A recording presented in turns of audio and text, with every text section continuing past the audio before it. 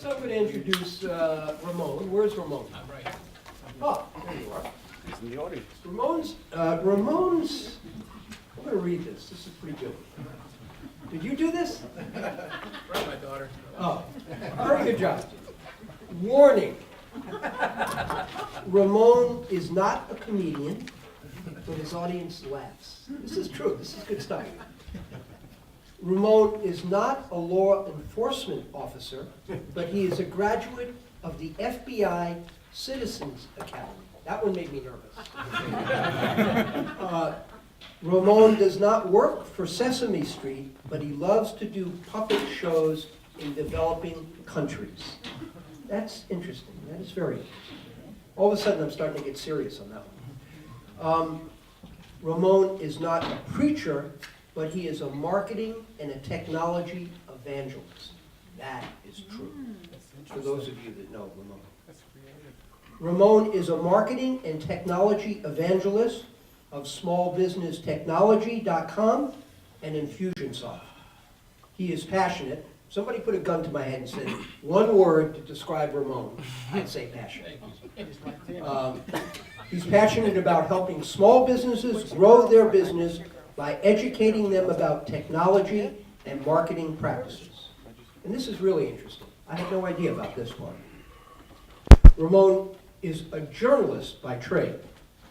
He's a freelance writer, an event producer, including small business things with Seth Godin, a speaker with Guy Kiyosaki. How do you pronounce that? Kiyosaki. Beautiful. And he also has his third book is an Amazon.com bestseller, Facebook Guide to Small Business Marketing. Ramon, you're quite accomplished for a young man. Ramon's coming up, right? There you go. Okay. Take this thing I'll away. be brief. Thank you very much. Let me just switch this deck real quick. How y'all doing today? Good. Fine. All right. This is not sweat on my face. There's a picture there. It's rain. That's what it is. So I'm Ramon with Infusionsoft, and today I'm not going to tell you a lot about Infusionsoft, but I hope to leave you with some principles that can help you grow your business. And I think we'll just quickly begin. And again, Julio, thank you very much for having me. Thank you for the partnership. I'm a proud ABA member as well. How many ABAs are here? Many of you? Good, good, good. And Gene, awesome to do this event with you as well. Thank you very much. And I've seen many friendly faces from accounting and bookkeeping and all kind of people. So HR. So let's begin. So in a nutshell, today I want to talk very quickly about challenges, success, about surviving and thriving, as you can see there. And I think the bottom line I want to focus on today is that as small business owners, we have a lot of challenges, we have a lot of problems. And I think I'm talking to two types of people here today, I think. Some of you are business owners that you own a business, and you need a lot of these solutions. Others of you here talk to various businesses, and I hope that maybe you can impart some of these solutions to others. So that's the context in which I'm coming to you today. And I think as small business owners, in the general sense of the word, we have a lot of challenges. We don't have enough leads. We don't have enough customers. Anybody don't have enough customers? Okay, well, two of you. Okay, don't have enough customers. The rest of you are fine. I guess that's why you're BizGro affiliate. We don't have enough customers. We don't have enough sales. We don't have a lot of things. We have a lot of challenges. And I think we can all attest to that today, that the challenges that we face. And I think what's interesting to that is that, as you can probably can't even see in the slides there, but it's not really important. What I'm saying is more important is that we're not alone in this. If you look around the room, if you raise your hand that you have problems, Jeremy, this young lady will raise her hand that she has the same problem. So you guys both are problematic people. That's just the bottom line. And I think the key is that there are solutions for that. You're not alone. There's a lot of small businesses here, and I would go through this whole deck, but for sake of time, I won't. But what this slide deck is showing, basically, is the names of businesses that have problems just like you and me. We can see here, I'll just read off here, the Children's Success Foundation. 15 years in business, but their revenue growth plateaued. Anybody familiar with that? You've been in business for a while, but revenue's kind of stuck. Anybody? Okay, one of you. Okay, great. Strong Single Mom Network. Again, she was overwhelmed by the success she had in her business. Not sleeping at night, not spending enough time with her kids, and I can go on and on and on. Gleason Financial Group, doing pretty well, but I found that they were marketing to the wrong people and or sometimes marketing to the same people. So I can go on with example after example, but I'll move on here. One of my favorite examples here is the Original Runner Company. She was on the first season of the Shark Tank, and you think she has success in her business, but yet she's keeping her contacts and leads on index cards. Anybody in that situation, don't raise your hand. Do it secretly. Do it quietly. Oh. Somebody pointed to somebody else. That was good. So there's a lot of problems and challenges we have here. So I'll move on. At Infusionsoft, we kind of have a petri dish, I guess is a nasty word. So we kind of have a laboratory, laboratory of how we're analyzing small businesses. And we have two solutions we've come up with. One, of course, is Infusionsoft. Infusionsoft, that's kind of every cool company in Arizona has a football field. So we have one. We have about 17,000 customers and about 60,000 users and growing. Two of our customers are here today. So that's a little bit about Infusionsoft. And we are basically all-in-one marketing software for small business owners. We have email marketing built in, a custom database built in, and other things that I can talk about later on, but I won't do that today in respect of time. But you can see me afterwards if you're interested in this solution we have. Basically, CRM software, for those of you who use that terminology, which I hate. It means nothing. Moving on here, I think that what I want to talk about today, though, and dive into is 8 core concepts that can help you grow your business. That's what I want to talk about today, and I'll finish that in another 5 minutes, JC. What we have today is all this information I'm giving it is in a booklet called the Lifecycle Marketing Planner. And if you'd like to give me your card afterwards, I can send you the principles that are in here. It's a guide which kind of gives you food for thought of what you can do to grow your business. It's called the Lifecycle Marketing Planner. So let's begin. I'll go through this quickly. And also some of the things are in here as well. If your seat didn't have this in the seat, you're sitting in the wrong seat. So, moving on. Lifecycle marketing has 3 core concepts. Core concept number 1, as I go quickly here, is treat customers as if they were the only special customer. That's core concept number 1. Core concept number 2, multiple touch points in different ways at different times. Many of you who are marketers know this. You have to market to people over and over again. And core concept number 3 is customers buy when they're ready to buy, not when you are ready to sell them. Those are the benefits of CRM. So today I'm not trying to sell you Infusionsoft, but I do want to sell you already on CRM and changing the ways you're doing business. That I do want to sell you on and advocate. So moving on here. Lifecycle marketing, quick 8 steps. 1, define and target your customer. Are you trying to go after shaved head, white men with glasses, or are you trying to go after little black girls with pigtails? You have to decide who is your target customer. And in your business, maybe it's not little black girls, maybe it's people who need furniture. And maybe it's not shaved head white guys, maybe it's people who need chocolate, people who need accounting services. So in your business, who's your white guy? Who's your little black girl? That's the point I'm making today. Define your target customer. That's a picture, by the way, of my daughter. And that's Seth Godin, the famous speaker, as you all know. So define your target customer. One aspect of lifecycle marketing. Here's an example here, and I won't give many more examples, but discover New York City's best kept secret to getting a firm butt, smaller waist, toned arms, and a lean, sexy body. They know their target customer. They're not talking to me. They're probably talking to women. So moving on here. Attracting traffic with lead magnets. Step number 1 of lifecycle marketing. What are you doing to attract traffic? I'm moving quickly here. And there's a lot of ideas here. Again, if you give me your card, I'll send you the whole deck and you can get that on your own. But I do want to respect time and move on. Step number 2, capture leads. A lot of us are spending so much time marketing, getting people to knock on our door, getting people to come our way. What are you doing to capture leads? All the guys in this room know when a girl gives you her number, you must what? Check the number and make sure it's right. So same thing happens in marketing. Step number 3, moving on here, is nurturing your leads. This is one of the most important fundamental parts of lifecycle marketing. It's about repeatedly touching that contact. Now here, it kind of gets kind of freaky. You're probably looking at me like, when are you going to stop? I understand that. But in a marketing scenario, the principle, in a marketing scenario though, it is that repetitive touch because you've attracted them right, you've qualified them, they want to hear from you. So it works in marketing. And this is what we don't do enough. We do this then too soon. But the conversion sales process, that's when it works. Once you've done these steps right, and this is what we try to teach at Infusionsoft, to do it in these steps. Going on to step 5, and I'll be done. Deliver and delight. The point of this is not to forget people after the sale. We fight so hard to get a customer, but after they buy from us, see you later. And it doesn't work, and you wonder then why they're not buying from you again. So this is what we're trying to talk about on this slide here. You take a look at Starbucks, a good example of that. When something's wrong, what do? Sir, we'll be glad to give you another cup of coffee, most of the times.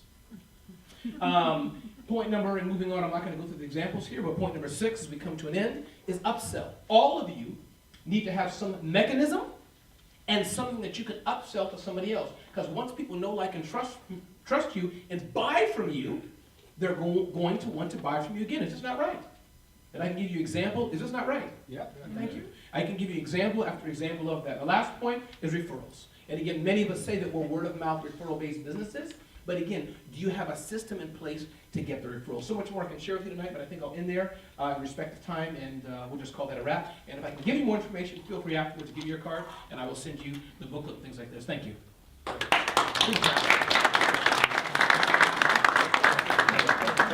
So you see what I meant by passionate. Good job. So, I'm next going to introduce Julio Maldonado. Julio is one of the founders of BizGro, and I'm going to give you a little bit of a bio. This bio makes sense. So this whole bio thing really kind of fleshes out who it is that we're talking to here, or listening to in this case. 13 years of experience as a principal, an agent, an intermediary, and a mediator, as well as a supervisor of substantial negotiated transactions. 13 years. Several hundred business deals of all types. I thought I was a business anthropologist until I met Julio and Sam. Julio has intensely studied negotiations, mergers, acquisitions, and capital raising as a discipline. That really resonated with me. I'm a big guy about studying. And he's used this knowledge to survive and prosper as an entrepreneur.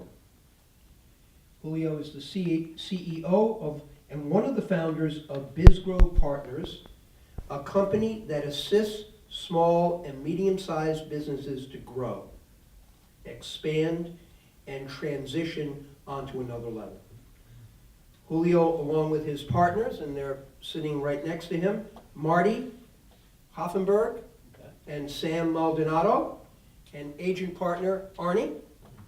Pardon me? Regional partner. Regional. I got to get these names down.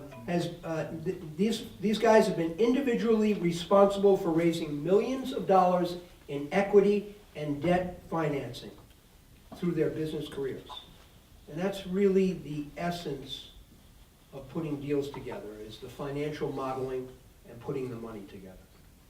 So before I introduce Julio, I want to take a moment to give you an idea about what BizGro is about. BizGro's purpose is to assist in the actual growth of businesses. They're not consultants. They are agents for the owner for growth. It's a big distinction. Keep that in mind, that distinction between consultant and agent for growth. They do it in two ways. One is organically, customer by customer, and then they do it by strategic deals. And let me take customer by customer. Oh, how are you? So the whole thing of we really just touched on it with Infusionsoft, with Ramon. The whole deal of uncovering a prospect and then managing that prospect and then bringing them to the table so that when you go to talk with them, whatever your solution is, that they're interested in speaking with you. It's a very sweet thing. You know? I mean, think about all the times that you've gone to see a prospect and, well, they don't want to throw you out, but, I got 5 minutes. The whole idea of direct marketing or organic growth with BizGro is to deliver to you a qualified prospect, customer by customer. That's one aspect of what they do. The second aspect of what they do is strategic deals. Strategic deals are acquisitions, maybe the buying and selling of a business, strategic partnership, merger, acquisition. Now, in that in that arena, what they do is uncover it, manage it, and bring it to a conclusion. You have to find it first, and once you find it, you've got to manage it, and you need to bring it to a conclusion. Doing a deal, a strategic transaction, I think the data says 12 to 18 months. Jerry, what's a strategic deal? 12 to 18 months. 12 days. Ah! Who knew? So it takes time, and it takes management. And then there's this essence that's behind the scenes, and that is to know financial modeling and to bring capital into the picture when it's needed. That's really the foundation, that's really the story behind the story. And it's always been amazing to me that these young guys, Marty and I accepted, that they have this knowledge, and it's a function of discipline and experience. So, and I want to mention one other thing. Part of the model is that there's sharing of the costs, and BizGro takes some of the payment on the back end. So it's a movement forward by both the client and BizGro.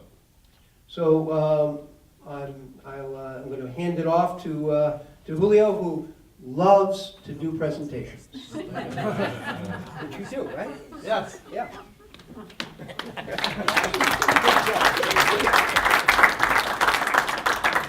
You know, Gene, you forgot to mention my Nobel Prize. I won last year.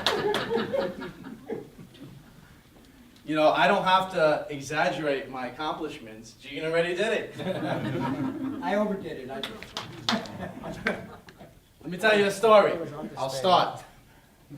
1974. 4 years before I was born, actually. It's true. It's our story. An investment banker gets money from an investor. He leaves his job. He's no longer working for his firm. He's an entrepreneur. He starts his own firm.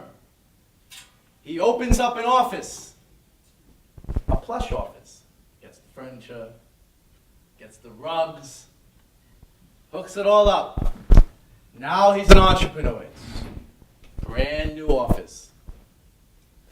So what happens is he gets all the utilities straight, with the exception of the phone and the gas, but he has the electricity. He comes into the office to work, tie in some loose ends. And he works, does some administrative stuff, he's working. All of a sudden, 3 people walk in. 2 of them, clients from the previous firm he worked at, and he was happy. A 3rd person he really did not know. He wanted to make impression on these new clients, so he decided to jump on a phone, and this was before the cell phone era. It was a phone, wasn't working. He jumped on the phone. He wanted to be a big shot, so he decided to jump on the phone. Now he's on the phone, and this is a pretend conversation. 5 million, 10 million, it's a pretend deal. He's talking to the quote-unquote attorney on the other side. Listen, my client won't accept less than $10 million on this deal.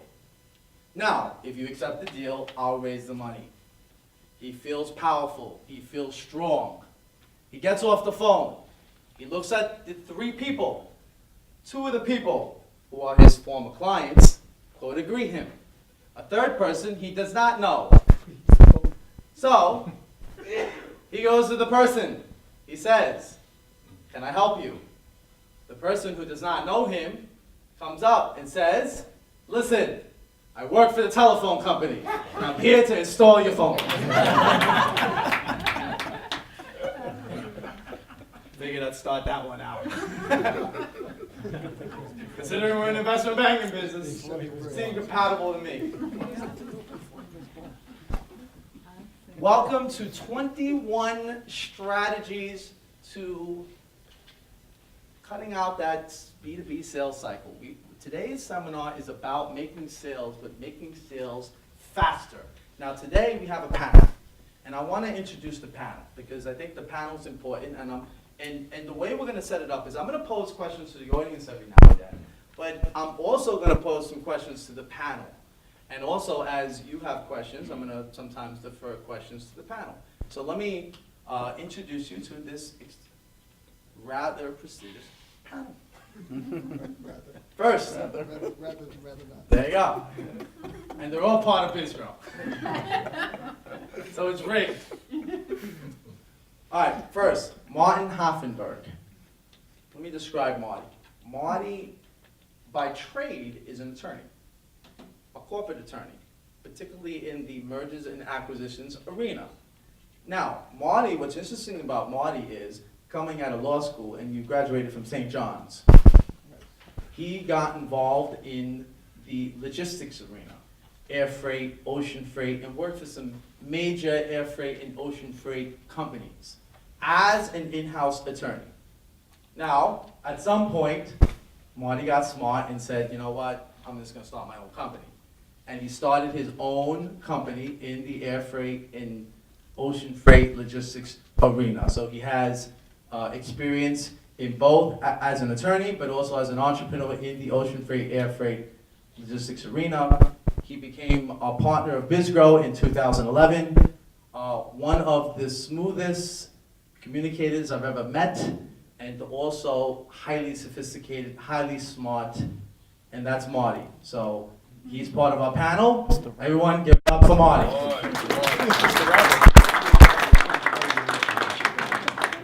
Second, Sam Maldonado. Are we gonna start from my crib birth or?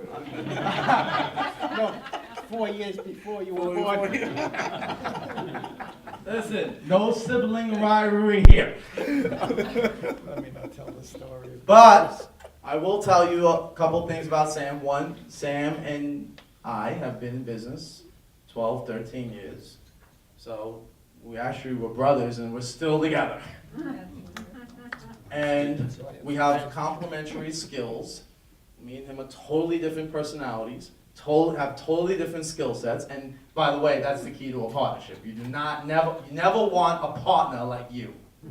That's one of the key to partnerships. Sam has an investment banking background. He's personally arranged over 100 SBA loan deals. So he's been involved in over 100 SBA loan deals. Most people don't even understand what SBA loans are. He's arranged over 100 of them. So that's his background as an investment banker, buy side, sell side, raising money on the debt side, and over 100 SBA loans. Now, recently he's developed an expertise in web sales. And when I say web sales, meaning I don't mean bringing traffic to your site. I mean actually the consummation of sales on the internet. And he's concentrated on honing down that skill, and that's what he's been able to accomplish. So, Sam Maldonado.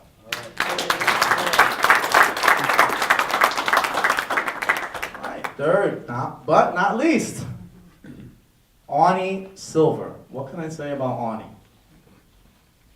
Arnie has major experience as an entrepreneur. He started off as a gym teacher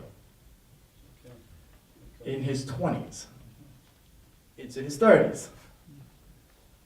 And what happened is, one day he decided to start a business. And he got involved with Burger King in the early days, I would say, particularly in New York. Horse or wagon? There you go. Arnie opened up his first Burger King with a partner, with his basically everything he had from a life-saving standpoint. He went into the Burger King, he built it up, and that's not the part that I really respect about Arnie. Because I respect every entrepreneur. Everyone in here is kind of like an entrepreneur in a sense. But this is what's special about Arnie. Arnie had one location, and he decided that one location was not enough. So what did he do? He opened up 6 additional locations, and he raised the money from outside investors, and he operated the businesses under his control. Bravo. That's Arnie's. Good. In addition to that, he also got involved with the Fridays franchise. He owned in fact, he owned the first Fridays franchise in Wayne, New Jersey, and he was involved in that. Now I'm going to tell you also something else about Arnie. Despite the 7 Burger Kings, despite the Fridays, he took a shot. He tried to hit a home run. You don't mind me telling this story. No secrets. There you go. He actually went to the Middle East, and he had the rights to Fridays, or the potential rights to Fridays, to strike a deal in Israel, right, for the Middle East, right, where he would have the rights to Fridays for the entire Middle East. And he tried to strike a deal. And him and his partner, what's the Jewish word? A shidduch. I taught Jacob, you I would taught appreciate you it. well. Jacob, say I hello. taught him well. Very good. And they had a deal. And Arnie was almost struck a deal where he would have the rights to Fridays in the entire Middle East. Now, it didn't work out, right? And why didn't it work out? You might want to say this. My partners in the Middle East were Orthodox, and they wouldn't approve having meat and cheese on the menu. Fridays was down there to sign the deal in Tel Aviv. So, that's what it was, and you move forward. Now, so despite his success, what I respect about Arnie is he went the distance and he tried to strike the home run. So that's what it is. So this is our panel. I want you to give everyone up. That's the panel for today. All right, let's talk about what we're going to talk about. The whole purpose. We're going to share with you 21 strategies to actually decrease the B2B sales cycle. Right? This workshop is about making sales, but it's not only about making sales, it's about making sales faster in 2013. This is a different environment. We want to share with you information that's modern day. And what I want to do is I want to describe the sales cycle sort of like a football game.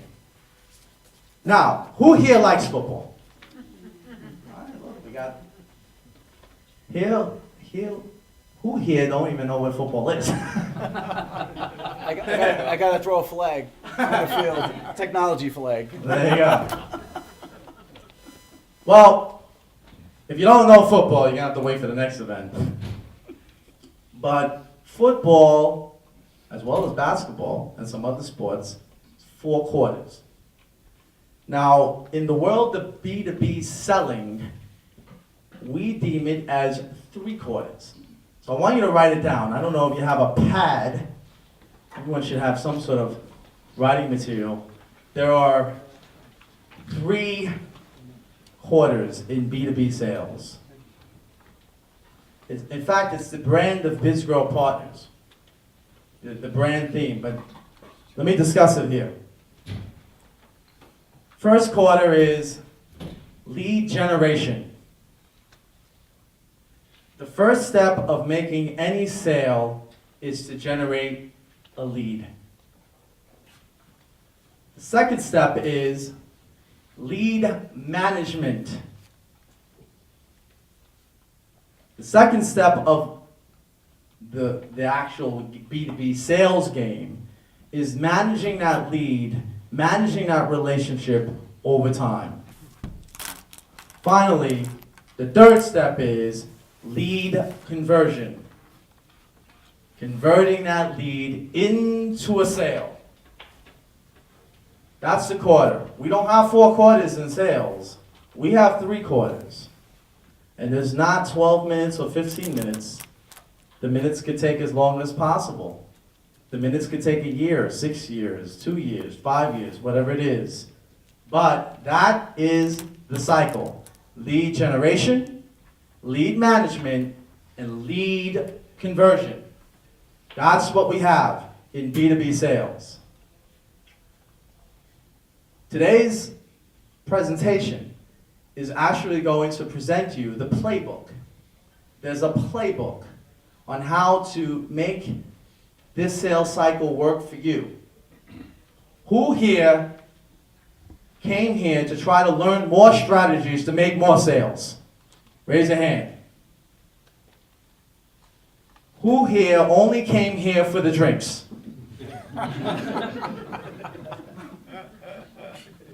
Well, I did not know when any raised their hand. There you go, Chris. He admits it. You know, if half the crowd raised a hand, I would have asked AA to be a sponsor. Unfortunately, that hasn't happened. So we're serious. We're serious about making some money.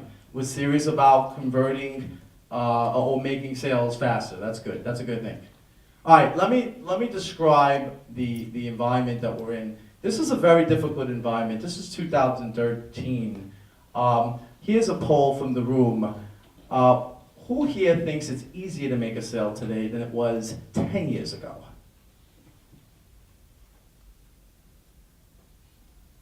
I'm curious. Why do you think it's easier to make a sale today than 10 years ago? Were you even born 10 years ago? Yeah, I was. I mean, my idea is as long as you, in the business of serving people and you have that trust with them, you shouldn't have difficulty in selling. Okay, so you don't think 10 years ago was easier? I think it's, as long as you have that trust.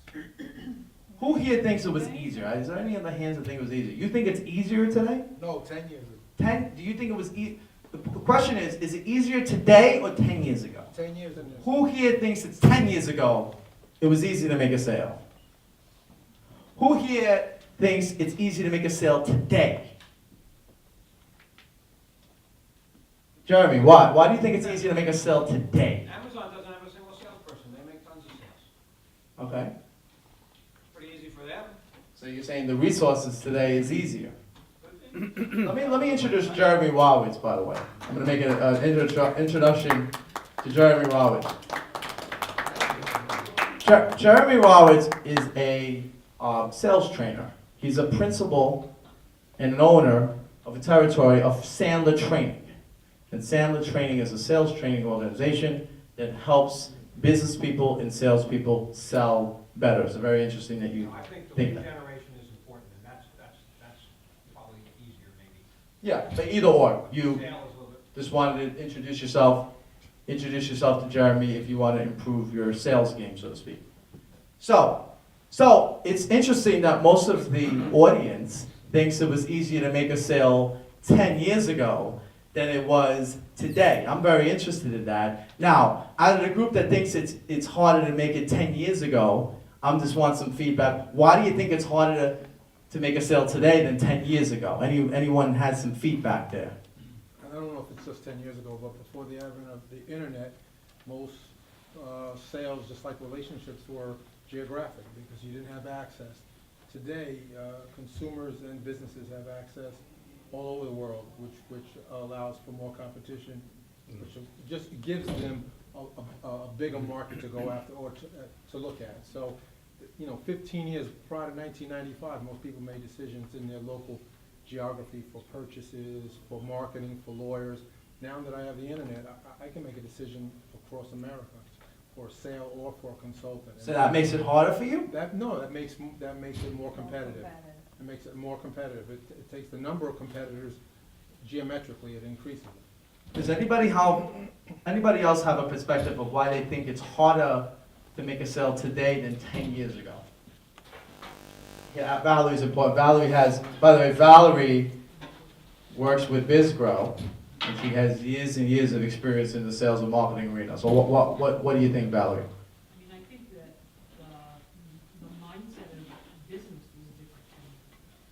In 2003, the internet had just really become whole. You know, it tended to be, people had more money, they had a different mindset and more willing to risk and take chances and grow. I think today people are less willing to take a chance. They want something to be definitive. They want to know that it's going to work for them. They don't want to, you know. There's less trust. There's less trust. Okay. All right, good. So these are good perspectives. Let's talk about the potential threats. We had it up there. There was potential threats there. But there was some statistics also that we had on the PowerPoint that was very interesting, that might actually confirm some of those who believe that sales are harder today than before. So here are some statistics. One statistic is that the Department of Commerce actually has stated that the number one reason why all businesses go out of business is because of lack of sales. Who would agree with that? Who sees that as a reality? Right. Now, we have another statistic from the Department of Commerce that states that 3% of all businesses reach $1 million in revenue. And that the reason why they reach $1 million in revenue, or why 97 businesses are less than $1 million in revenue, is poor sales competence. Who would agree with that?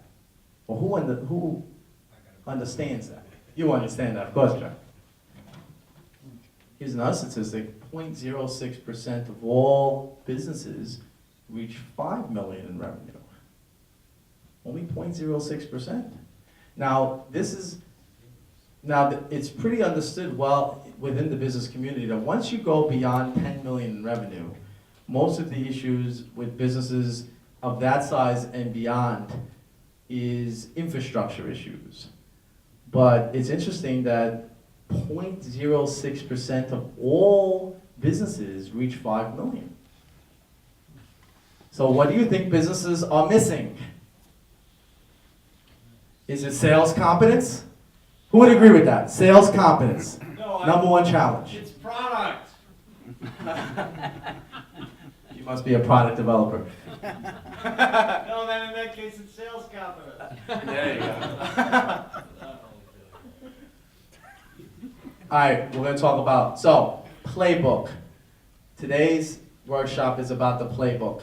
The playbook of making this sales cycle. We talked about 3 quarters. Lead generation, lead management, lead conversion. It's a playbook.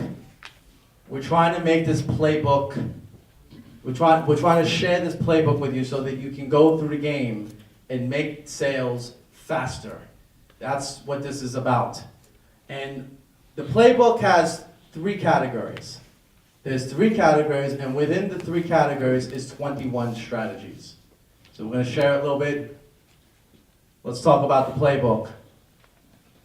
1, we want you to develop a brand.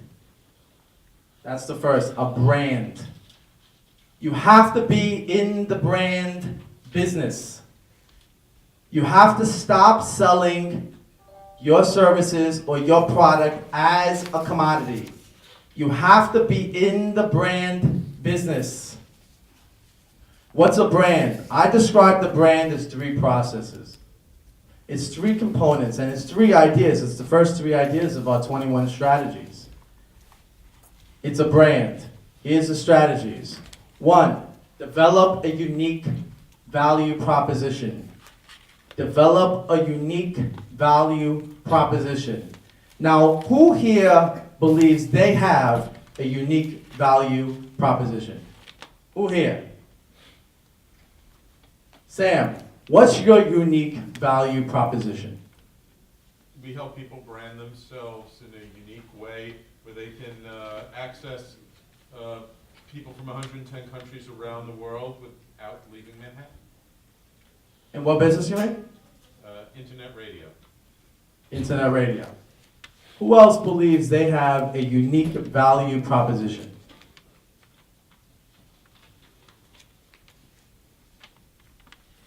So we have 80 people here and no one has a unique value proposition. Well, to build a brand, the first step is to build a unique value proposition. Now, who believes here that they don't have a unique value proposition? Interested in hearing the hands? So no one wants to admit that they have a unique value proposition, but they won't admit that their business is not that valuable. That's pretty interesting. Who here believes they're in a commodity business? There you go. Why do you believe you're in a commodity? What business are you in, and why are you in a commodity business? I'm currently with youhaggle.com, so they're selling their third party, they're like a reseller of goods. So they're selling commodities, they're selling items, they're selling physical items, not selling services. They're like, they're YouHaggle allows internet users to bid on their products at whatever price they want to bid. They can offer $1 for a $100 item and see if that's a low, what the ceiling is or whatever. Does that make sense? No, that makes sense. Sure. So, this is the thing that I want to impress upon you with regard to brands. There's 3 processes to a brand. One is a unique value proposition. The second is the delivery of that product. And the third is making the actual client aware of the brand. Now, Marty, you introduced me to a book called Blue Ocean Strategy. And the strategy, and why don't you explain the book here, because it's about branding.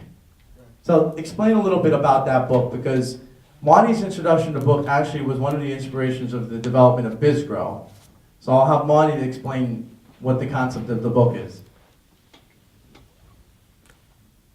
I'm not as loud as you are. Okay, there you go. Blue Ocean Strategy helps you build a business that is not identical to 1,000 other businesses.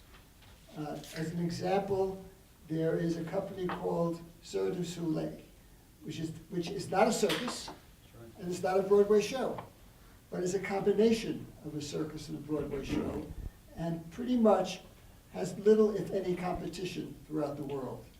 As a result, they have a very successful business.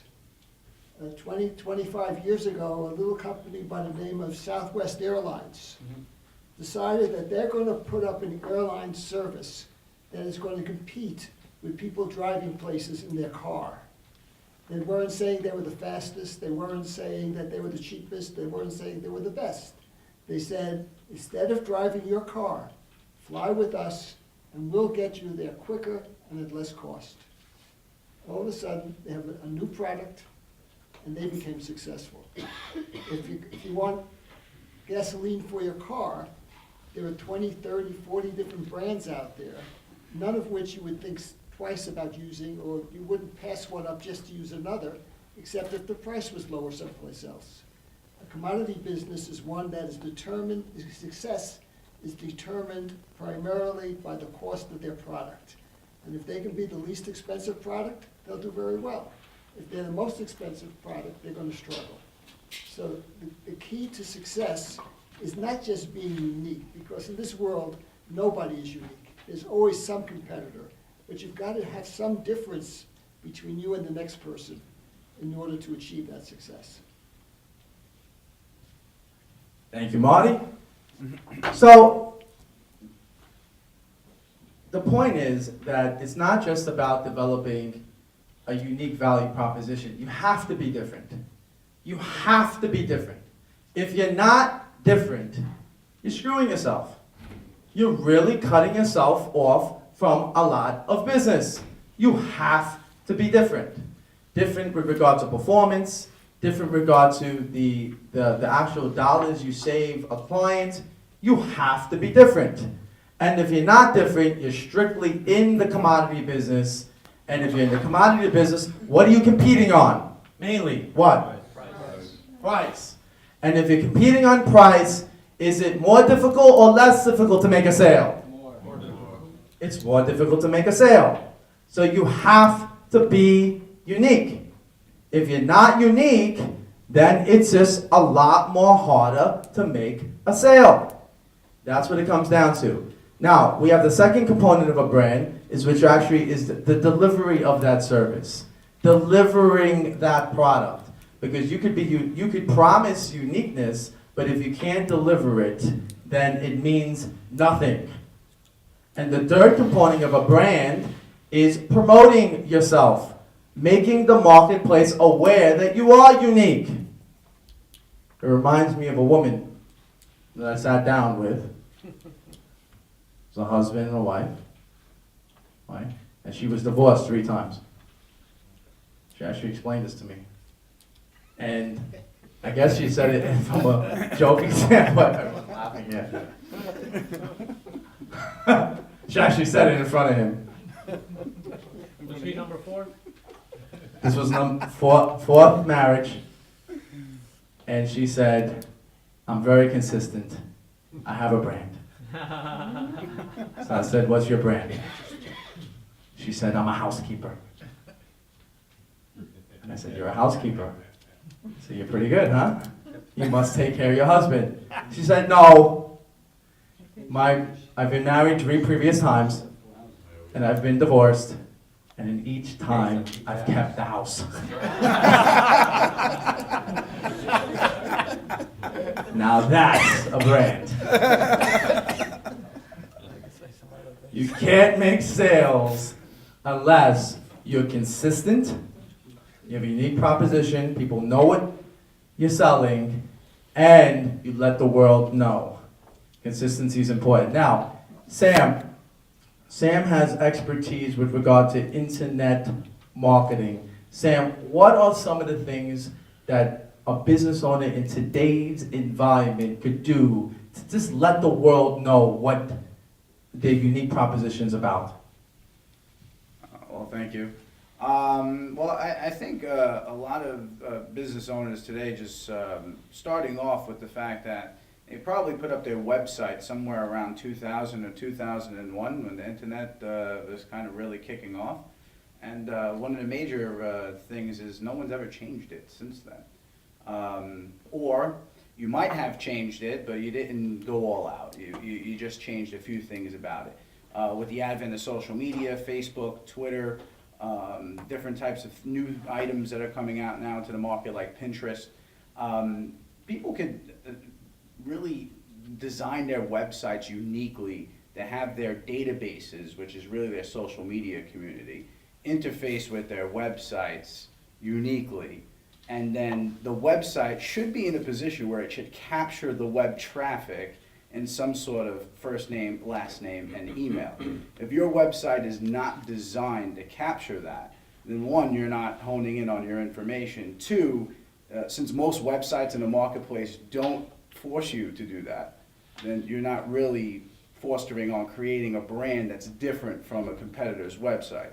So the third thing actually that the website needs to do is 1, have a redesign to have social media, have web-based traffic come in. The second thing it needs to do is grab intelligent information from the visitors of the site. It's no longer about web traffic. It's about who visited your site today. If you can't answer that question, then you're not branding yourself appropriately for sales. The third thing that you might want to start to do is actually communicate automatically back to people who have visited your site in terms of web trafficking and saying thank you for visiting today. Things along those lines. So. Let me ask you a question. I'm sorry, you're able to ascertain the name and email address of people who merely visit your website? No. That's a $15,000 question. It's an answer. If you create a pop-up in a C form that you must fill that out in order to enter into to that page, then the answer to that is yes. You can configure anything you want. Most people wouldn't do it because most business owners or most web guys would say, well, you know, what happens if the visitor doesn't want to fill that out and they just escape the page or increase your bounce rate? And they really want the information. But sometimes the best kept things are given, so it's a give and take today. Build a brand. If you don't build a brand, you're in the commodity business. You're going to suffer. Listen, the problem is if you sell a commodity, then you have to be a better business person, a better salesperson to sell the product. I'm not that good of a business person. I'm not that good of a salesperson. I don't really want to be bothered with being a perfect salesperson or a perfect business person. Manage expenses, watch every penny. Listen, if you're in the brand business, you don't have to be that good. You're in the brand business. You have to have customers associate you with a theme, as Marty has stated. If you're in the commodity business, it's like you're bleeding. You're suffering. Get out of the commodity business. Sometimes being in the brand business involves you combining 2 or 3 or 4 commodities into one theme. Now look at BizGro Partners. Let me describe that a little bit to you. BizGro Partners has a sales and marketing organization where we do telemarketing and email marketing and lead generation and marketing, and it's marketing services, right? That's a little bit of a commodity, right? How many people know of marketing services? Raise your hand. Okay. The other part of our business is investment banking related. We help companies buy and sell and raise money. How many people who here know of investment banking businesses? So essentially those are 2 service commodities, but we developed it into a brand. What's the brand? Business growth, business expansion, business transition. We want to help you grow, either by helping you get a customer or helping you get a deal. We have a brand.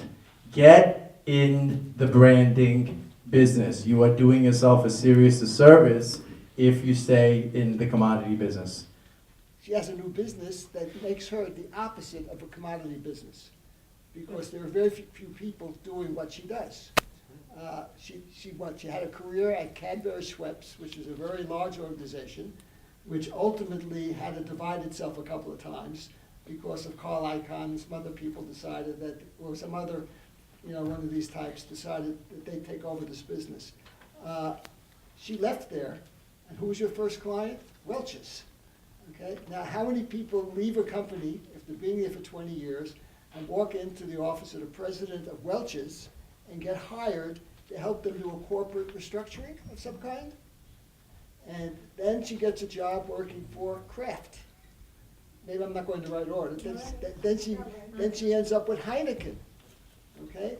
Now, this is all because Arlene, over the years, had developed excellent contacts with people at very large companies who left some very large companies to go to other very large companies, all of whom are in some type of financial difficulty, because it's very difficult to keep a huge company alive and acting like a young new company. So they need to come up with new ideas and changes. And here's Arlene, one individual, going out to solve that problem.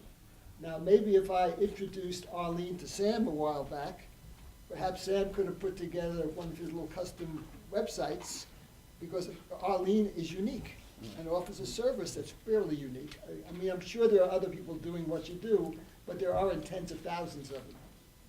So there are people who have this capability.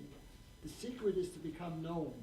When Julio says branding, he's talking basically about knowledge, where people learn who you are, where you are, and what you do, and know how to find you when they need your help. And branding can be a product, a process, a target market. It's an organized theme in which your customers associate positive, they associate with you an attribute that's positive so that their need is fulfilled. So that's the key. Now, second step. Now let's talk about the second part of the playbook, which is follow-up.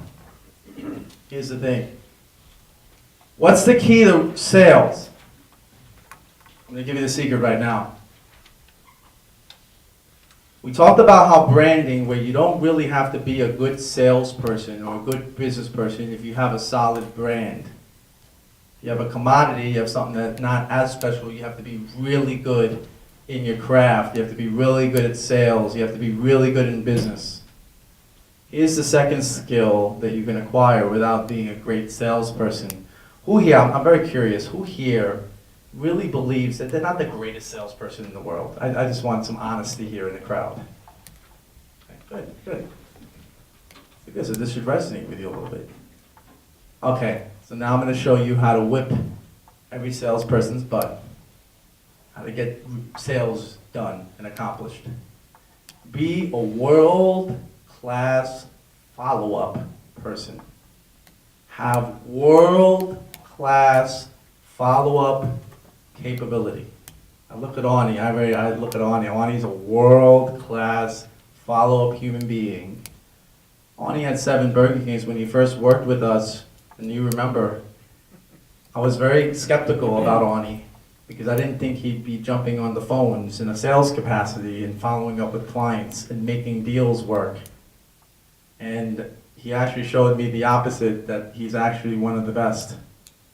Become a world-class follow-up. Now, this would resonate with Jeremy. I'm here. There you go, Jeremy. It's all about being persistent. All about persistence with the sale. Let me give you a secret about Sandler training that I think is very, very true. Make sure that when you're in front of a prospect, that when you present your value proposition and they are now vacillating, that you get a commitment for follow-up. Say to them, listen, when would you like me to hear from, when would you like me to touch base again? Schedule every single call. Don't take, I'll think it over, as an answer. Always say, listen, when would you like to speak again? Let's schedule the 23rd of November, 2 o'clock. Let's schedule to meet again Tuesday, December 10th. Always schedule an appointment, a call, a conference call. Never take maybe. The problem in sales is the word maybe. I like yes or no. You're going to do it or you're not going to do it. And if you're not going to do it, I want to know why. The problem that everyone falls into is that their prospect tells them maybe. The word maybe doesn't achieve anything. The word maybe keeps you stagnant. Don't take maybe. If someone says maybe, you know what you do? You say, listen, if you knew this product or service was good for you, you'd buy tomorrow. What is your concerns? What is keeping you from going forward? Ask direct questions. It's very, very, very critical. Don't take maybe as an answer. If someone says, you know what, I gotta think this over. You know what I would say? I would say, listen, generally when people have to think things over, it's because they're not sure whether what I'm offering is really in their best interest. What do you need to do? What do you need to feel in order to feel fairly comfortable in going forward? Now you get an objection, you get a concern, and now you're not in maybe territory. They're telling you what they're concerned about. The biggest mistake that salespeople and business people make in the sales process is that they accept the word maybe. Do not take maybe. I'd rather get a no right now than maybe. Maybe is no man's land. It's terrible. You do not want maybe. So when we talk about concept 4, we talked about the 3 concepts with the brand. Concept 4, follow up with all sales prospects in a timely fashion. Always schedule up your follow-ups. Do not take maybe. Very important. Now, let me also describe something that I think is very important to you, to your careers. Marketing has changed over the years. It's not really what it used to be. Marketing and IT has now been merged. Sales and marketing used to be the marriage. It used to be sales and marketing. I generate a lead, the lead gets passed off to my salesperson, the salesperson closes. That's no longer the reality is. The reality is that it's no longer just sales and marketing. Marketing has a mistress. Marketing is now connected to IT. And what's IT? IT is prospecting on steroids. IT enables you to reach large groups of people so that you can generate leads. IT, the world of IT is now CRM, social media venues, automated email marketing platforms. The world of IT has now taken over marketing. And it's important to understand that that's how the world has changed, and that's the direction we're moving in. Now, Sam, tell us a little bit about CRM and how, and also the differences between automated email marketing and traditional email marketing. I think this is important to listen to here. Where Ramon was speaking about Infusionsoft before, Infusionsoft is a tool, the first of its kind. Essentially, it's a CRM. Who's used CRMs before here? Salesforce, pretty much. Dynamic, Sugar, Q, and along those lines. Okay. Infusionsoft is a CRM, and it's a automatic email marketing system like your Constant Contacts, your iContacts. Okay. It uses the two of them and fuses it together, which I guess is the reason why they're called Infusionsoft on some level. The third component of Infusionsoft is actually, they use authorized.net, so they take and capture all your payments. So it's really three processes or three essential backbones of IT in your business in one. So it's a CRM, it's the actual email itself, and it's the fact that they could collect money for you, and your client actually putting in their ACH or credit card information online. What it allows you to do is, Julio alluded to it before, you're following up with your prospects. Sales is getting on the phone, calling, getting people, finding out when they want to follow up. Also, using IT, you can actually schedule these follow-ups. Now, most of you in here probably just blast emails. You just take your list, you HTML or color code something, and then you just press send, and it goes to everybody. Infusionsoft allows you to actually time that, and then time it, and then when they click links, it takes them on another path that you want to sell them. So you could do a survey, for instance. Somebody rates you over a 7, somebody rates you between a 6 and a 4, and somebody rates you below a 3. And you could create 3 different tracks on how those people can interact with you. And based on the links that they click, it's almost a mapping or an algorithm mapping of their behavior and how they're interacting with your email. That actually gives you an understanding as to when maybe it might be time for you to give them a call. Also, depending on where you put your links on certain web forms or certain websites, when people click on it and stay on it for enormous amounts of time, it allows you to actually see that. So it gives you the ability to actually make a call probably when the prospect is hot. Cool. Any questions with regard to the difference between automated email marketing and traditional email marketing? Any questions? Here's the thing, everybody's here because of automated email marketing. Did we make a call? I mean, a couple of people I said, hey, come through, but most people got an automated email. An email sent to them, and that's why they're here. Automated email is real powerful. I heard before someone say that email marketing, everyone deletes their email. Maybe we should go back to the physical piece. That is not true. Here's the thing. We have social media, and we know how powerful that is, how everyone taps into social media. Here's the reality about email. Who here has an iPhone? Who here has an Android? Who here has a phone that if I send an email right now, you'd receive it right now? Who here could come up with another instrument where they can receive info real time in the way I just described emails can do. Tablets. Huh? Tablets. Yeah, but tablets is just a device. We'll talk about what method of communication where you can instantaneously receive a message. Like sensory.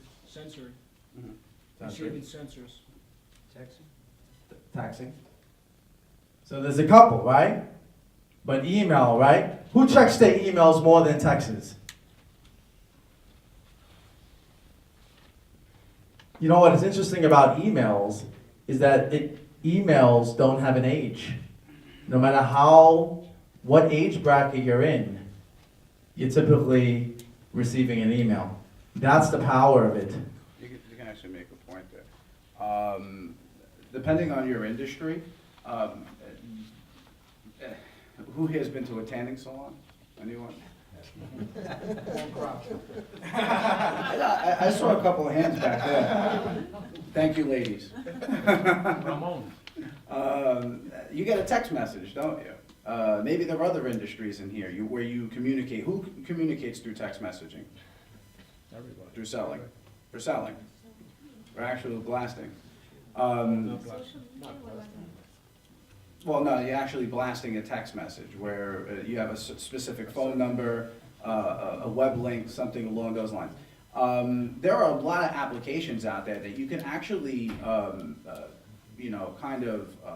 sync into your email platforms. And you can choose, depending on the industry if you're in or whether you'd like to, you could choose whether you text somebody, you could choose whether you email somebody, you could choose whether you actually make a phone call to that person, or whether you choose to communicate with them in any other way. One thing about utilizing Infusionsoft is you can actually time the amount of touches. I believe, how many touches is today, 12? 16. Jeremy, is that correct? Is it 12? 8 to 12. It's 8 to 12. You can actually, instead of it being the same boring email over and over and over and over again, why don't you do one of each and then start it over again? So if you can't get a person by an email, they're not looking at you in that light, maybe you text them. If you text them and that doesn't work, maybe you send both an email and a text message. If that doesn't work, maybe you give them a call. Maybe you send them a website link. Maybe you send them a social media friend request. Maybe you do something else but sending the same old communication over and over again. So automated emails is this a schedule of emails that you pre-plan. And it's a powerful device, and it's a trend in the marketplace. Now, a couple of things. I wanna get you a couple of quotes. I want you to write these quotes down. Frank Woolworth, 1887. Frank Woolworth. I want you to write this down. I want you to think about this. I'm not a good salesperson, so I must make it easy for my customers to buy. Frank Woolworth. Right? I want you to think about that. Now, another concept. Who has read the book Good to Great by Jim Collins? Good to Great. Good to Great is a book where they analyze 11 companies that supposedly, right, has adapted to the culture and the trends and modernity, and who's the best companies out there with regard to technology and sales and marketing. And the book was written in the early 2000s, right? And the book is called Good to Great by Jim Collins. So then, I'm looking on the internet, and they're interviewing Jim Collins, and they say, Jim, it's 2013. The 11 companies you wrote about, 7 of them are in trouble. So then Jim says, you know what? You have to adapt to the times. That's why I'm coming out with a new book called Great to Good.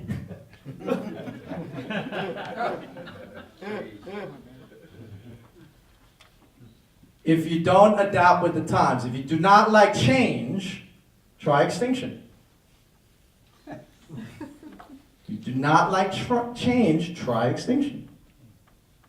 some of these elements, CRM, social media, automated email marketing, without it, you can't survive. And without a brand and some of these tools, some of these IT tools, right? Then in order for you to sell, you have to be super duper duper duper salesperson.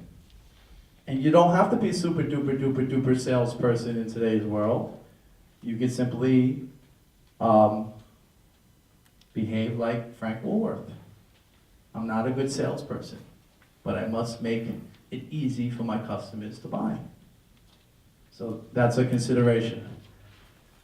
All right, let's go into the next phase. So now we've talked about branding, we've talked about follow-up and marketing and the modern day tools. Now let's get into the juicy stuff, because I think when people heard about the seminar, they're talking about, they heard about it and they figured I'd go into some communication strategies. So let's go into some communication strategies, right? Let's go into some communication strategies. Now, I'm going to pose a question to the audience. And here's the question. What's the difference between manipulation and persuasion? I want audience feedback. What's the difference between manipulation and persuasion? Your consciousness and intention. No, Your consciousness and intentions behind it. the intentions behind it. Gentlemen over I there. was just going to say how the customer feels. How the customer If they feel feels. manipulated, that's not good. If they feel persuaded, then it's not as bad. Okay. Manipulation is for the seller's benefit. Persuasion is for the buyer's benefit. Okay. There you go. I think very simply, trust is the difference. Trust. I was just going to say that manipulation has ulterior motives, whereas persuasion does not. Okay. Arnie, you've been around the block. What's the difference? Persuasion, manipulation, from your standpoint. Trust. It's and- a trust thing. And transparency. And transparency. Right, let me share with you an idea. Ralph Emerson, a famous philosopher, 19th century, a master persuader of his generation. Here's what he said about it. The difference between manipulation and persuasion is, with manipulation, you're trying to hurt the person for your own best interest. With persuasion, you're trying to help the person for his best interests. So it's an interest. Now, what's the interesting part of this observation by Emerson? The interesting part is that he did not dichotomize or eliminate the psychology behind persuasion. He basically said that manipulation and persuasion is the same thing. But he said that the only difference is whether you're doing it for the other side's best interest or not. Sure, it reminds me of a story that I had when I was younger. I was 18. I was into college. And I did not have a good career in high school. I was maybe a 70 average student, struggling in my own right. So my father said, listen, if you have two choices, you can either go to college and get good grades, or you can just go to work and get out of here.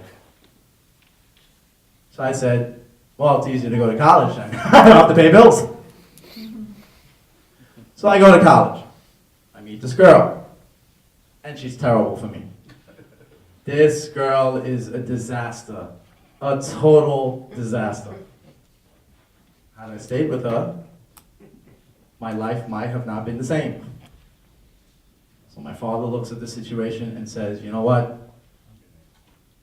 If my father told me to get rid of the girl, what would happen? You marry her. I'd marry her. Right? I would have been married. And who knows where. But he said, I had to use persuasion. I had to use psychology. I wasn't going to go and tell him not to date her anymore. I was going to lay back and tell him when something bad happened every now and then. What do you think of that situation? Do you want that for your life? Do you think you could do better? And then he would lay back. I tell this story because it's the difference. See, if he was quote unquote honest, what would he have done? What would he have done? Tell me. He was said to dump the girl. He said, get rid of this girl. If he was honest. But what did he do? He decided to use persuasion. Now, some people would deem it as manipulation because he wasn't telling the truth. He wasn't saying what he really felt. But no, he was using persuasion because whose interest was he working in? Yours. My interest. So as Emerson says, the difference between persuasion and manipulation is the interests. If you have the other side's interests in mind, it's persuasion. If you do not have the interest in mind, it's manipulation. But it's the same psychology, it's the same communication strategies. So, what I want to share with you today with regards to communication strategies. I'm going to get the panel involved because I have Marty, who has tremendous persuasive communication skills, and I have Arnie, who has who's been through the wars from business. So I'm going to bounce off some ideas in this process. But here's the thing with, here's what I want to tell you something. Everything you've learned from a sales training standpoint is false in the world of B2B business. Who here has a B2B business? They sell a product or service to another commercial entity. So most people here are in B2B. Let me tell you what the traditional sales training methodology is. The traditional sales training methodology is sell emotionally, right? Sell them emotionally, and then later they will justify it with logic. Who's heard of that? Who's heard of that maxim? Sell emotionally, meaning if they like you and if they feel good about you, they'll buy, and then later on they'll justify it logically. Now, who here has always not really felt comfortable with that notion? Who's here has heard of that, but they didn't really feel comfortable with that notion? I'm curious from the audience. All right, so no one's really challenged that theory? Yet a couple people who said, yeah, I've heard of it, but no one's really challenged it. So let me challenge it. Marty, why have you challenged it? It's not the way I like to deal with people. Okay. And I feel if I treat, the old golden rule, if you do unto others as you would have others do unto you, you can do pretty good. No, but the maxim is, if they feel good about you, they'll buy whether things make sense for them or not. Well, no, that's not true at all, because They'll justify it with logic. they may try that, but why would you want to buy something just because you like somebody? To me, that doesn't make sense. Right. Well, a lot of sales have been consummated in this way, but here's another. I was just going to say that there have been times that I've had prospects say to me directly that they like me as a person, then they turn around, they decide not to buy from me. You know, that's not going to get you as far. You know, the business deal on the table has to make sense for the business at the end of the day. It's not just about them liking you. Well, I mean, again, there's a concept that both work in unison, right? They like you, and then it has to make sense for them. I think that's the point of it. But I want to share with you a new concept, a new process, in which maybe you could use from a B2B standpoint. Here's the thing with the world of B2B. It's an aristocratic marketplace. Meaning, most people in the world of B2B are either entrepreneurs, they're executives, they're purchasing agents. They deem themselves as educated people. They deem themselves as people who are smart, so to speak. And that's the world of B2B. So a lot of them attack a selling situation from a logical standpoint. They say, all right, I'm only operating from a price standpoint, I'm operating from an efficiency standpoint, I'm trying to get information, I'm gonna decide whether to buy from this person, whether it makes sense or not, right? So that's what happens in the world of B2B. But let me introduce a concept because it's an aristocratic kind of market, it's an educated kind of market. So let me try to introduce a concept. And the concept is from the ancient Greeks. All right, it's from the ancient Greeks. And it's called, let me tell you what it's called. It's called ethos, pathos, logos. There's 3 components to the persuasion process from an ancient Greek standpoint. Ethos, pathos, logos. What's ethos? Ethos states whether they actually believe you. Does the buyer believe you? That's ethos. Does the buyer believe you? You could be an expert. You could be great. You could provide a great product or service. But are your claims believable? That's called ethos. The second part of the persuasion process is what we call pathos. Does the buyer feel comfortable with you? Do they feel good about you? The third part of the persuasion process is logos. Does your solution, your product, your service make sense to them?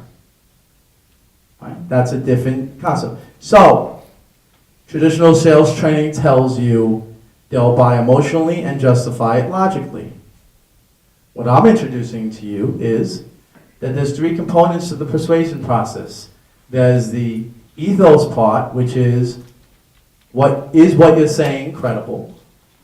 There's the pathos part, is do they feel comfortable with you personally?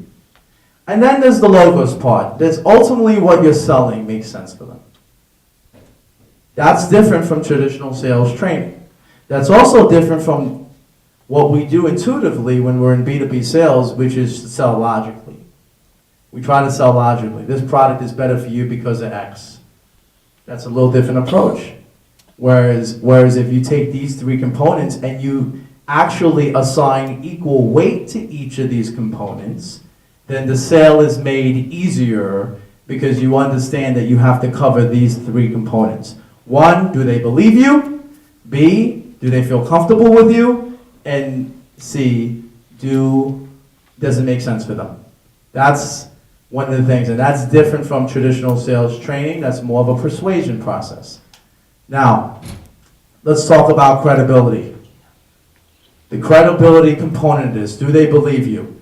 Here's the thing. Who here would actually hire a personal trainer who is overweight? Right? When you hire a personal trainer, what are you looking for, Chara? A fit person. How about this? A person more fit than you. Who's here in the wealth management business? We had someone in the wealth management business that I saw before. All right, let me tell you, too bad he left. I wanted him to hear this.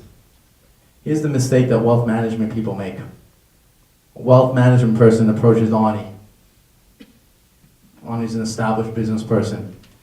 They say, Arnie, I'll do a financial plan for you. I'll invest your money. Now, most of them, that's all they say.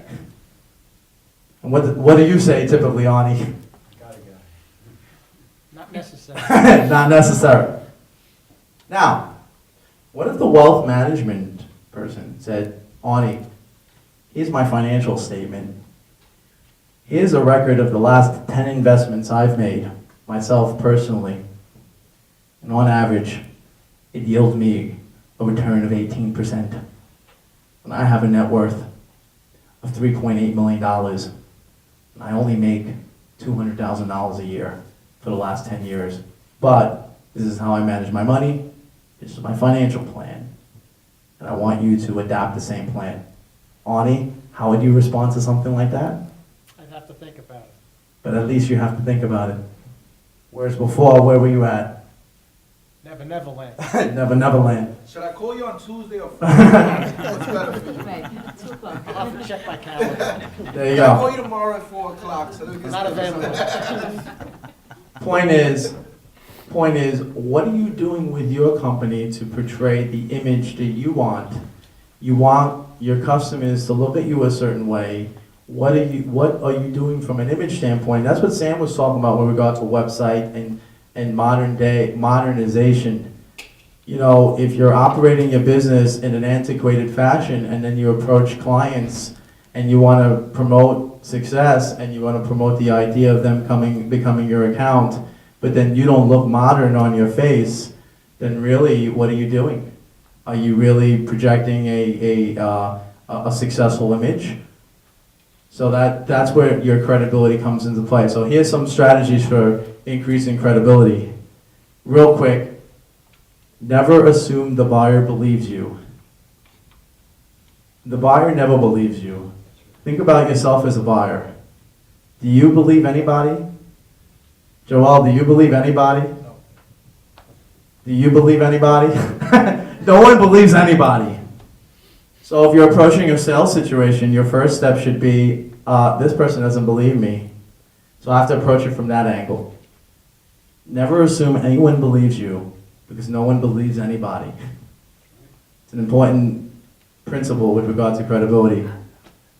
Go to Google Hangout and do a demonstration.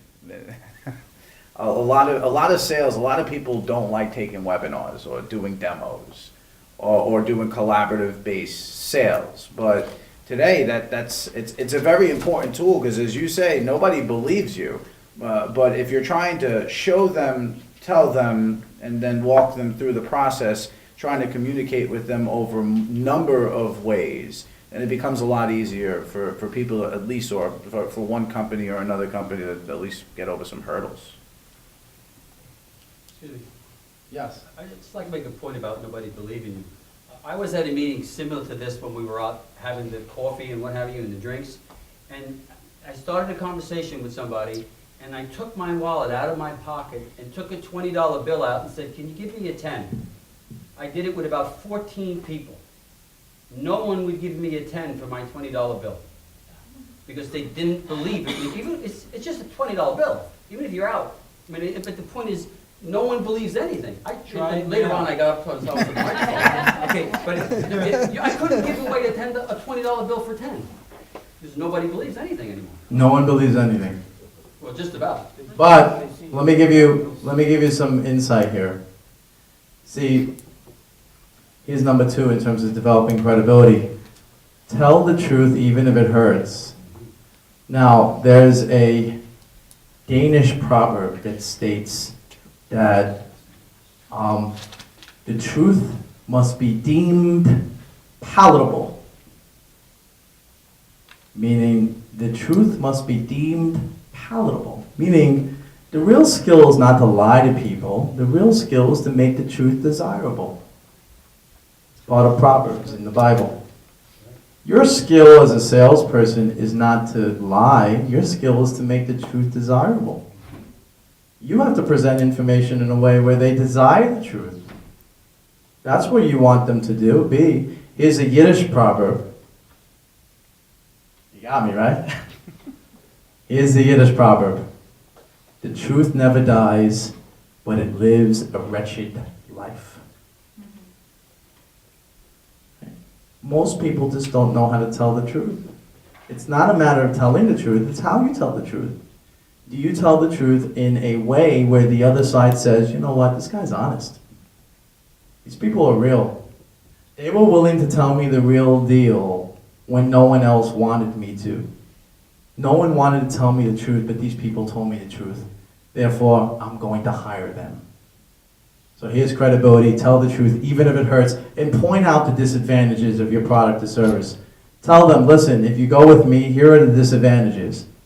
But if you go with me, here's the benefits.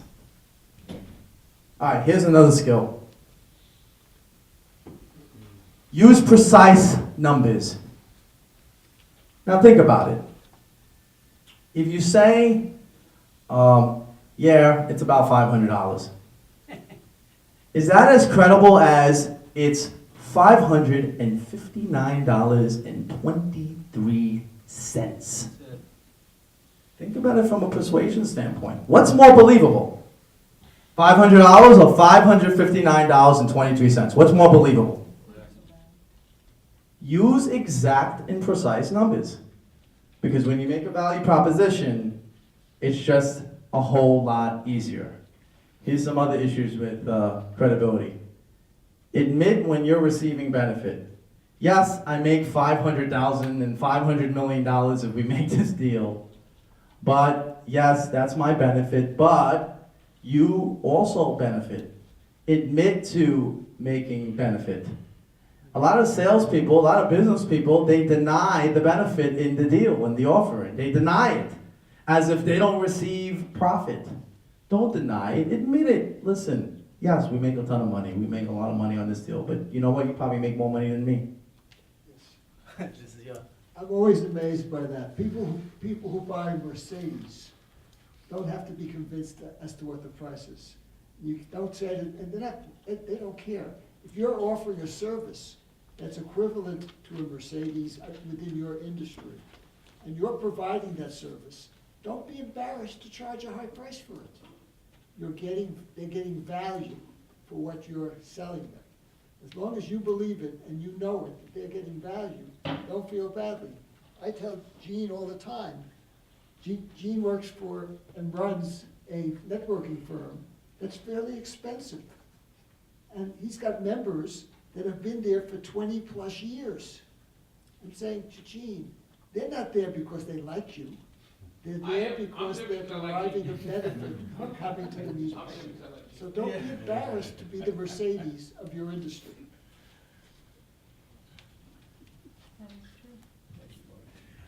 Gene, you're the Mercedes of your industry. Come on. Pay attention to your image. We talked about the personal trainer. Pay attention to your image. Dress for success. Look good. Get a website. Be up to par. Operate your business in 2013. You know what's amazing? I'm at meetings. I go to a meeting and they Google me. They Google me. They look at the Facebook. They look at the Twitter. They look at the website. They look at everything. They look at the bio. It's just amazing. Every time we have a meeting, Marty, he does like an hour of research on that person. Yeah, he just, but even beyond that, he just goes on the web. What is your image how are you portraying your image? That's a credibility issue. If your image is not up to par, people won't believe that, they won't believe you. They won't believe what you say because they'll question your credibility. And be aware of the business that you're in. If you're in the marketing business, if you're a financial planner, then you should you should have your financial plans laid out.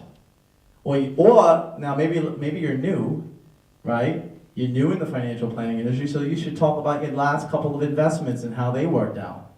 But you need to lay that out. You have to pay attention to your image. Very important. If not, people just won't believe you. Now Valerie, right? Valerie represents several BizGro clients. And isn't it tough when a BizGro client just doesn't have the proper image? Super tough, because it's difficult to get anyone to, the prospects that I'm speaking to, we can take them from a lead to a qualified prospect, but then keep moving forward without, having the tools that I need from the client. You have to be up to par. Now, one of the things I was getting from Sam is you have to operate in 2013.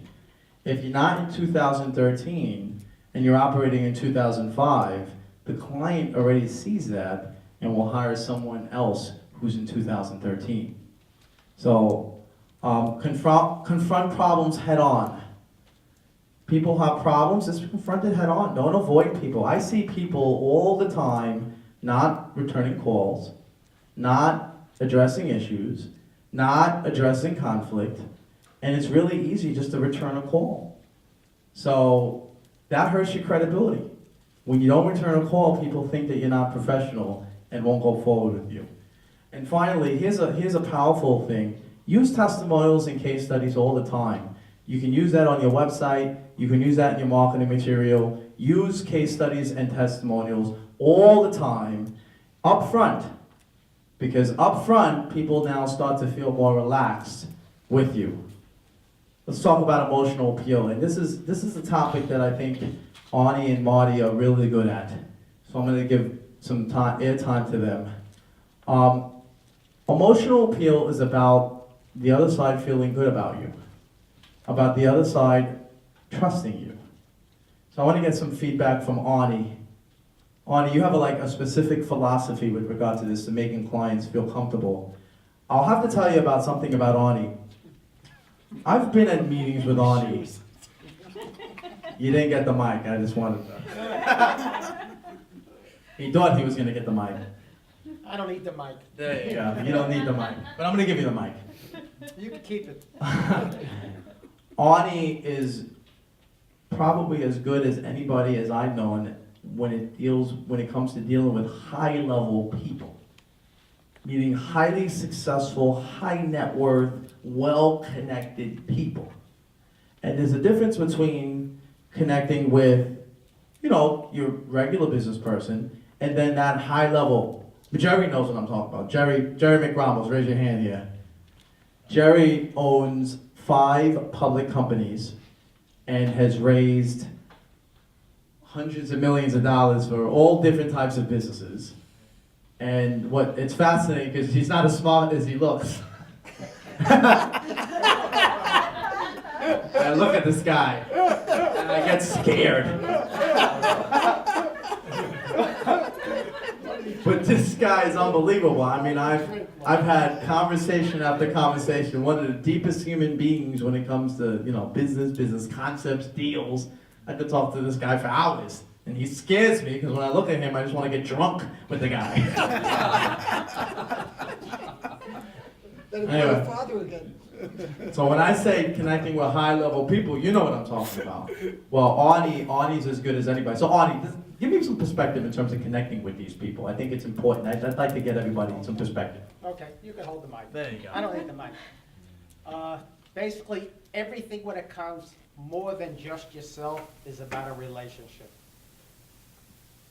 And the foundation is all about relationships. And I have a philosophy, it's called the 3C philosophy in building a relationship. First C is you have to be comfortable when you meet someone. If someone's comfortable, it'll give you an opportunity to go somewhere for another step. Second C is the people have to have confidence in you. They have to believe that whatever you espouse, you can accomplish.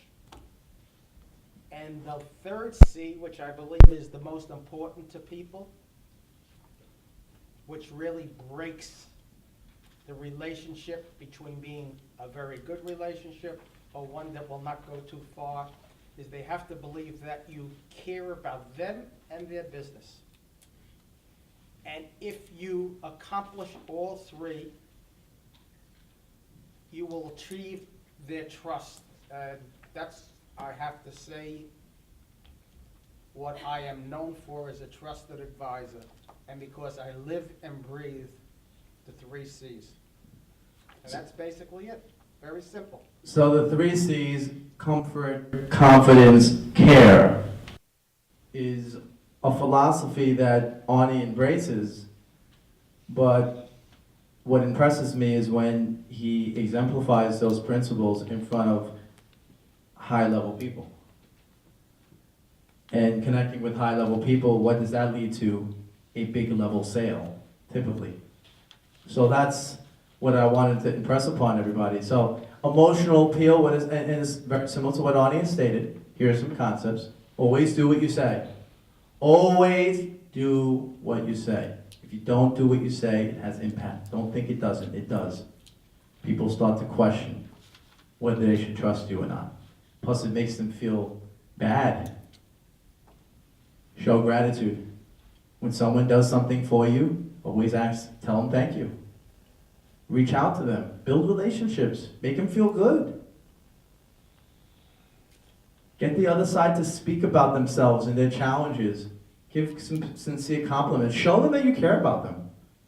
These are just feeling stuff. It's human beings. And it makes a big difference in the relationship. Become an active listener. This is so important. Now, I'm not a good listener. A lot of people think I am. But naturally, I'm not. So it's a skill that I continue to try to acquire. So who here really believes they're a good listener? I'm very curious. Who here thinks they have challenges with listening?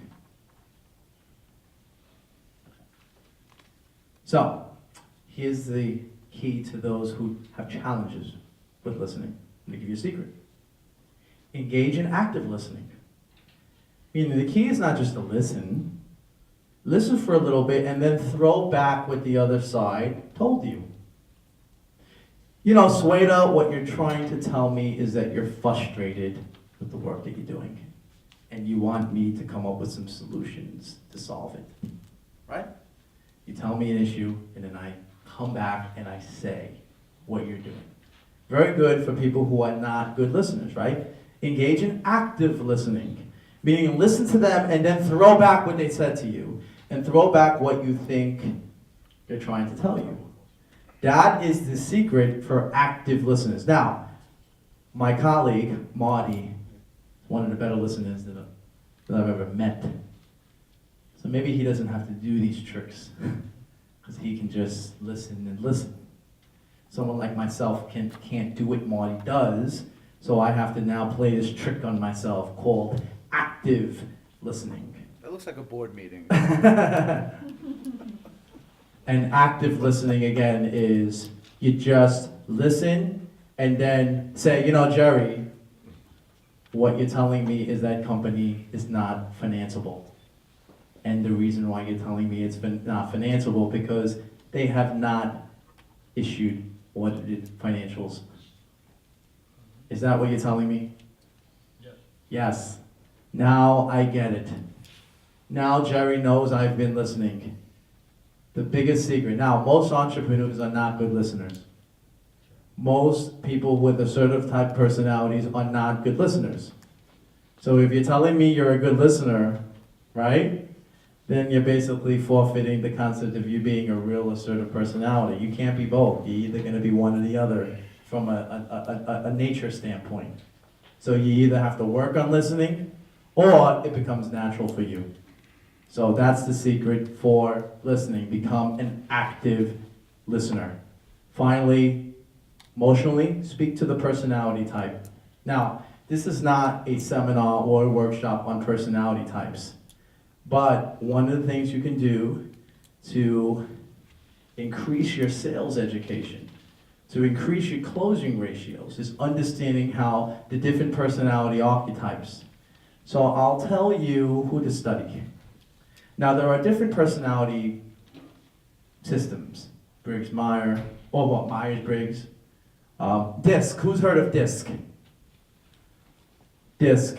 It's a system where there's 4 different personalities in which you assess their assertiveness and whether they're emotional, whether they're logical, how they make decisions, right? That's DISC, very effective, right? So what I've noticed is that regardless of the archetype, there is one person you can study with regard to archetypes, and his name is Carl Jung. Carl Jung is the father of archetypes. And archetypes is not a bad word. Every person, when you really think about it, there's a Confucian statement that says that human beings are more similar than different.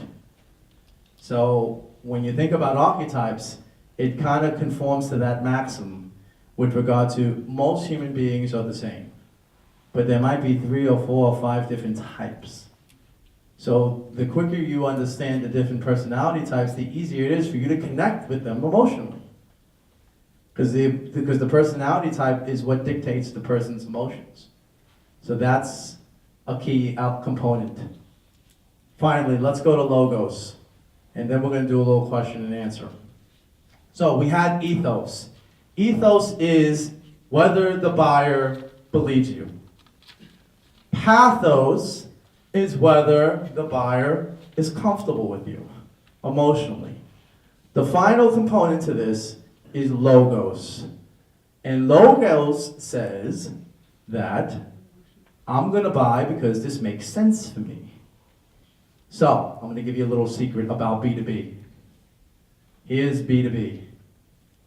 B2B is about this. You only have one product. Your product is money. The universal solvent, the universal concern of all business is money. The difference between B2B business and B2C business is that B2B decision makers make decisions based on money. Now that doesn't mean price. That just means that they're making decisions based on whether your product or service actually makes them money, saves them money, saves them time, but it all is associated with money. Your product is money. That's your product. If you can't reduce your product to money, you can't make sales in B2B. You can't, because there's no emotional components, there's no credibility components that will override the value proposition with money. Which means that if you go and you bring a value proposition to the table, it should be really laid out in a spreadsheet form. The numbers should be laid out. If your service is faster, then you should translate that into money. If your product and service is more innovative, you should translate into how that leads to dollars. If you're cheaper, then you should just lay that out in terms of how much cheaper you are. Your real product in B2B is money. Money that you save them, money that you make them. Gene, you're in the executive networking business, right? You have to have laid out how much money can one make with you. If your business proposition is not laid out in terms of dollars, then your value proposition has a weakness. How would, that's a bit confusing in terms of commodity, right? Because if you reduce it to dollars, then you're back in the commodity. Okay, let's talk about that. Yeah.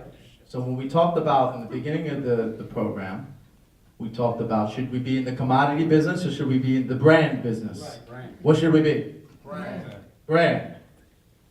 If we're in the brand business, then there's a unique proposition. And that unique proposition is being promoted on a regular basis, right? So if you're not in the brand business, what business are you in? Commodity. So if you're in the commodity business, then it just becomes price. If you're in the brand business, then you're in the unique value proposition business. And then how do we translate our unique value proposition into what? Money. So money is the universal language, the universal solvent of all business. This is what finds me fascinating about Ani. You're not selling anything to Ani unless you show him the money, right? You always say that, show me the money. I mean, he's like, who's that, that's a Rodney Dangerfield. Tom Cruise. Tom Cruise, someone, right? I mean, he just, I mean, I would look at Ani, and I would say, in order for me to get this guy moving in any direction, I better show him the money. I could have credibility with him. In fact, Ani has a saying that says, you could have the relationship all you want, but that doesn't mean anything until the check gets cleared. Right? Meaning, listen, it's all about the money. What are you selling? You have to have it expressed in dollars. In the world of B2B. Maybe not in the world of B2C, which is more of a compulsive type of sale. But in the world of B2B, you have to have it expressed in dollars. If not, he might like you, but it's not going too far. So that's very important. And finally, here with logos. So that's logos. I mean, I think logos is, the biggest thing you could do from a logo standpoint is whatever you're selling, you have to have it expressed in dollars. So Jerry takes companies public, right? So let's just say Jerry is speaking to a business and he's taking a business public. Now, at face value, the company that is working with him might say, you know, Jerry, it's just more expensive to be a public company. I have to pay attorney's fees, accounting fees, I have to invest money in filings, right? It's just a pain in the butt. I might have to spend $200, $300, $500, $1 million being a public company, right? So that's the initial. So at first, the logos part is against you. But then Jerry says, wait a minute, I'm gonna raise you $1 million, $2 million, $5 million, $10 million. And the question is, can you take that $2, $3, $4, $5, or $10 million, and can you turn this into a big entity? And then at that point, if we can turn you into a big entity, then you're gonna wanna pay those fees, those filing fees, those accounting fees, those lawyer fees, because you know what that means? That means you're growing the company.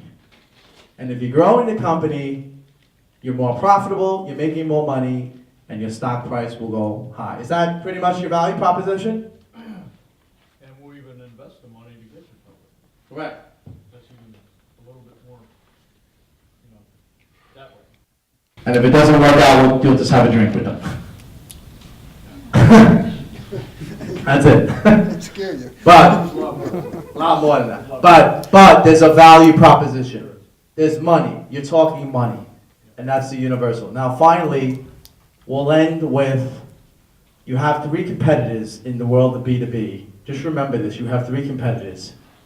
A lot of people talk about the competition, but the competition comes in different forms, so understand your competition. 1, the first level of competition is the prospect himself. Sometimes you have a product and service and they could just do it on their own. Like in the case of Jerry, right? They could tell you, I'm just raising money on my own. I don't need you, right? Second, here's your biggest competitor, the status quo. People don't like change. That is probably your biggest enemy. Status quo is a big thing. You have to get into that. Finally, you have the status quo, you have the prospect himself, and then finally you have other competitors. So, how do we tie this together? We got the brand, we got world-class follow-up, and we have ethos, pathos, and logos. And then we have the 21 different strategies within this 3-tier playbook. Let's take some questions, and what I want you to do is direct questions to the panel because I think it's important. Direct questions with regard to branding, communication, follow-up, that kind of thing. Any questions? Question about what you wrote on number 18. It said, become an active listener, engage in dialogue, and then you had push out empathy. What do you mean by push out? Meaning when someone has a concern, it's probably better to respond to the emotion, not the logic. So if someone is upset, let's just say I'm speaking to Chara, and Chara's upset at me. She says, you know, you guys are assholes. You said you were going to do this, you didn't do it. And how am I supposed to do business with you guys if I can't trust you? So a mistake of mine would be to try to deal with the logic. Hey Chara, I did this, I did that.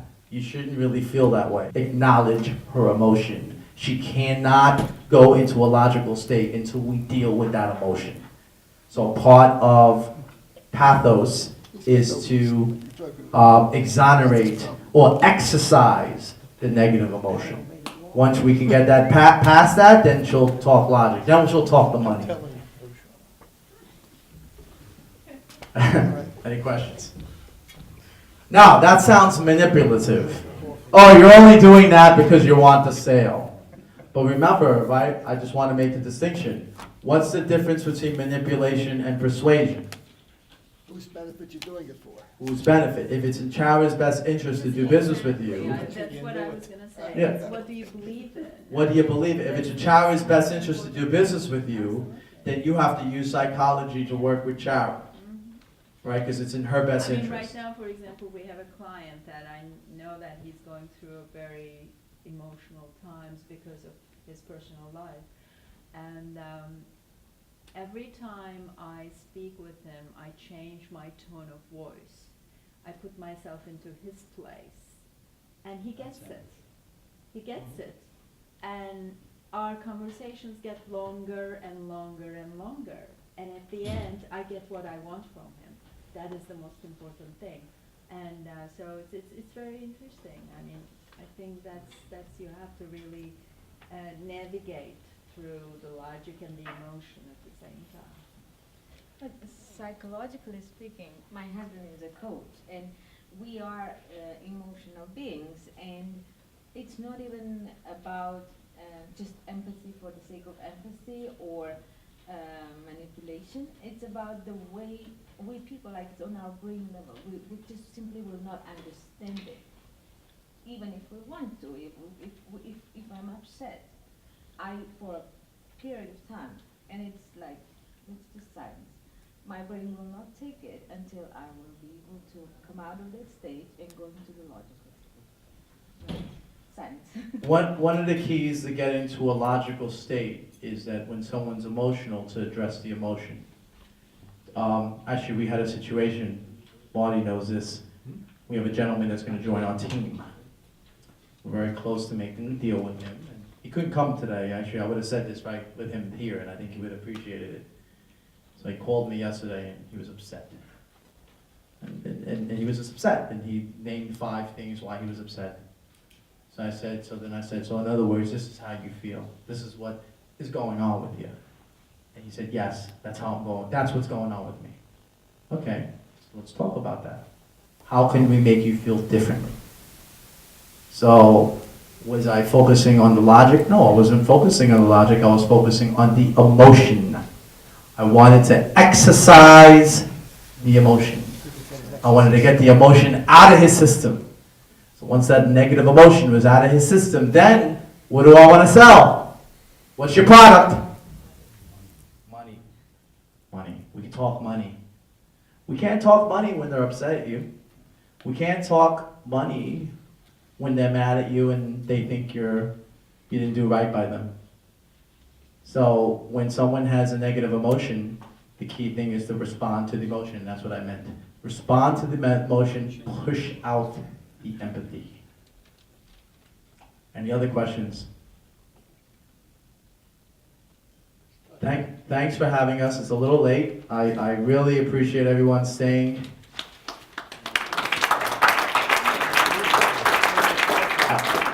I'd like to thank our distinguished panel. I think they were very helpful.